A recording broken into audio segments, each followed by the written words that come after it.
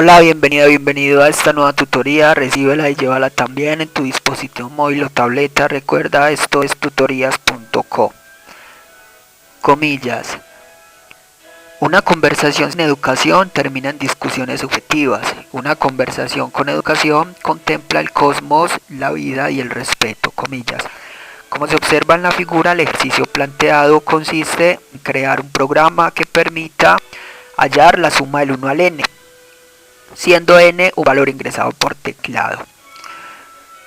Se plantea la solución en un programa de 34 líneas. En la línea 4 importamos la librería general foundation.h.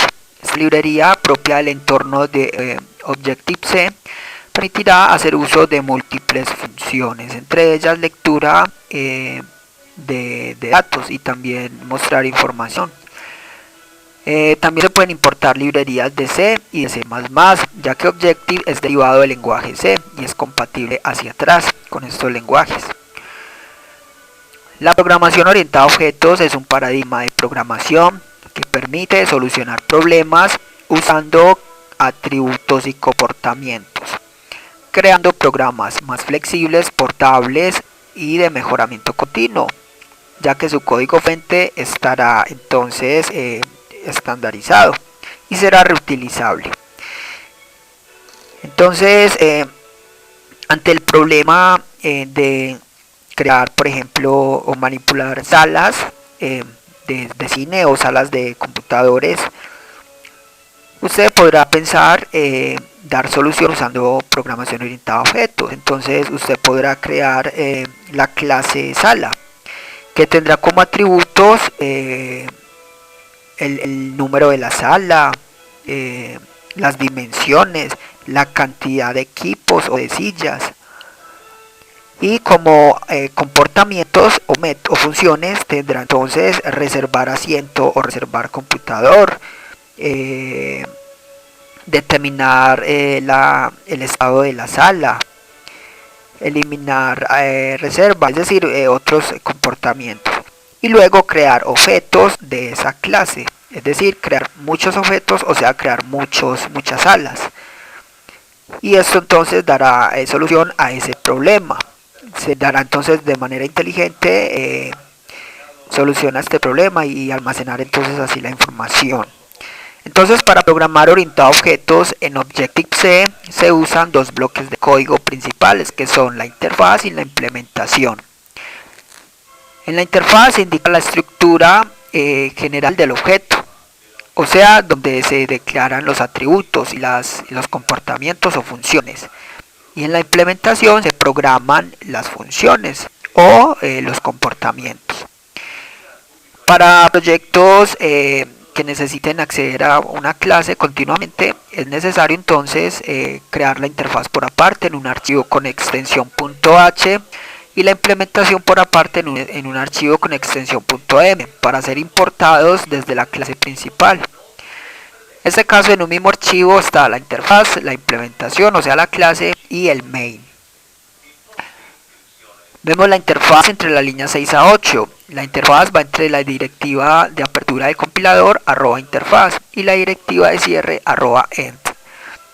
Entonces, línea 6, interfaz, luego indicamos el nombre de la clase, en este caso suma del 1 al n, dos puntos, y luego hacemos referencia a la clase principal en ese object. De ese modo, suma del 1 al n será ya una clase, estará haciendo referencia a una clase. Aquí es en donde se declaran las variables de instancia o variables o atributos generales del objeto. Para este ejercicio no hay entonces como variables o atributos de objeto, de clase. En la línea 7 vamos a declarar los métodos de esta clase. Esta clase solamente tiene una función, que es el método o la función ejecutar. En la línea 7 entonces, para declarar una función, primero se indica el nivel de la función. Esta será una función o método de instancia, va con menos.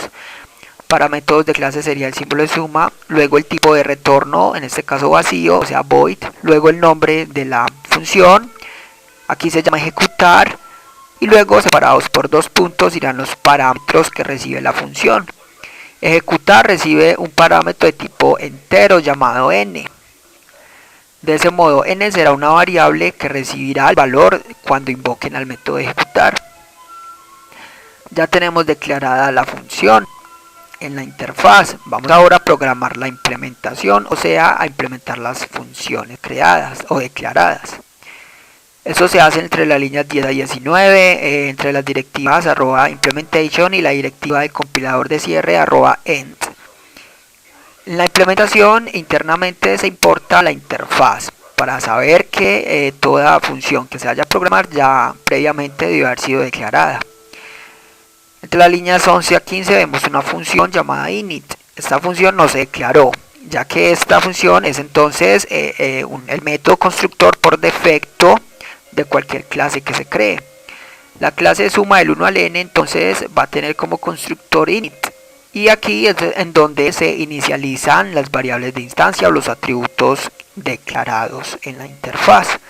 Aquí no se inicializa nada, tampoco hay variables de instancia. Entonces dejamos así vacía el init. Vamos ahora a programar, ahora sí, el método que declaramos, o sea, la función ejecutar. Entre la línea 16 a 18. Este método de ejecutar, la cabecera, o sea, la línea 16, es similar a como se declaró, solo que entre llaves de apertura y de cierre va la lógica de este programa. Aquí se usa entonces la función nslog, propia del entorno de Objective-C. Esta función es similar a fprint de Turbo-C, lo que hace es mostrar información por pantalla. Entonces indicamos una arroba antes de mostrar el texto entre comillas y entonces vemos que mostramos la suma del 1 al n, que será igual entonces a la operación aritmética n por n más 1 sobre 2. Recuerde que las series matemáticas se generan a través de fórmulas. La fórmula que genera la suma de números consecutivos está dada como n por n más 1 sobre 2. Si n es 5, entonces será 5 por 6 sobre 2, que será la suma del 1 al 5.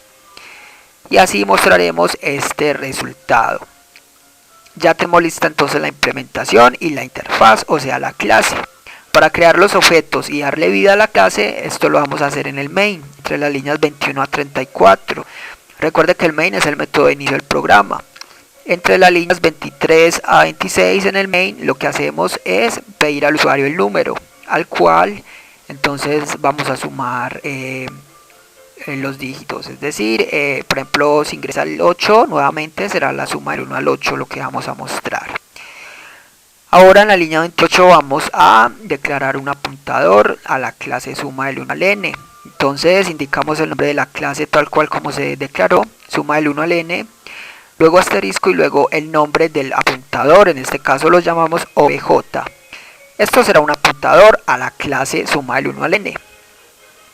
Pero necesitamos que ese apuntador apunte a un espacio de memoria de esta clase, o sea, a un objeto. Por eso lo instanciamos. Entonces se invoca el método alloc que reserva la memoria dinámica para ese objeto interno de la clase y luego se invoca el método init, que es el constructor por defecto de la clase suma del 1 al n. De este modo entonces ya obj apuntará a un objeto de la clase suma del 1 al n. Y con esto se podrá invocar métodos, funciones, o sea, invocar las funciones y manipular entonces en sí la clase suma del 1 al n. Ya vemos en la línea 30 que para invocar funciones en Objective-C se hace entre corchetes y es muy sencillo. Se indica primero el nombre del apuntador, seguido del nombre de la función a invocar, en este caso ejecutar, y luego los parámetros separados por dos puntos. Aquí solo enviamos un parámetro que es la variable número. De este modo entonces ejecutar es una función que recibe en la variable n el valor de número y así entonces mostrará el resultado. Esta variable número pasa por referencia ya que obj es un apuntador. Línea 31 se invoca el método relays, que es entonces propia del ARM, o sea del manejador de memoria de Objective-C, que se encarga de eliminar la memoria dinámica creada. Esta fue la tutoría del ejercicio, crear un programa que permita hallar la suma del 1 al n, repasa la teoría, resuelve nuestro test y practica un algoritmo en el tablero.